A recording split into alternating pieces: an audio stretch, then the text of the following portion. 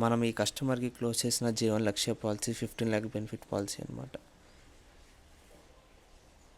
Just 1 అవర్లో నేను మా ఫాదర్ వాళ్ళ హౌస్కి రీచ్ అయ్యి ఆయనకి అన్నీ క్లియర్గా ఎక్స్ప్లెయిన్ చేసి ఈ పాలసీ అయితే క్లోజ్ చేయడం జరిగింది. సో కస్టమర్ కూడా మనతో చాలా ఫ్రెండ్లీగా నడవడం జరిగింది. అంటే ఇది ఒక రిఫరెన్స్ ప్రాజెక్ట్ అనమాట, లైక్ రిఫరెన్స్ క్లయింట్.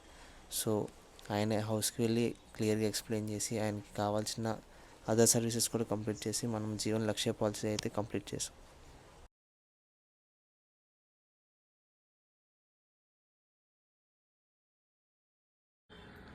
చెప్పు డాడీ,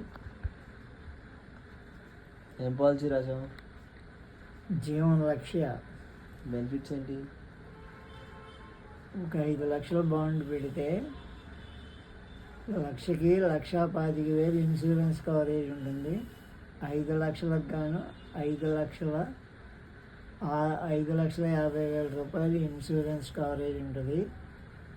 యాక్సిడెంటల్ కవరేజ్ ఇంకొక 5 లక్షలు, టర్మ్ రైడర్ పెడితే ఇంకొక 5 లక్షలు, మొత్తం 15,50,000 రూపాయలు ఇన్సూరెన్స్ కవరేజ్ ఉంటుంది. ఆయనకి మంత్లీ ఎంత పడింది?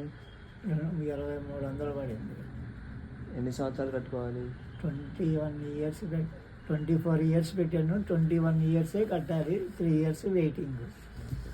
3 ఇయర్స్ కట్టవసరం లేదు. 24 ఇయర్స్కి మెచ్యూరిటీ అమౌంట్ వస్తుంది. ఇన్ కేసు ఏదన్నా రిస్క్ జరిగిందనుకో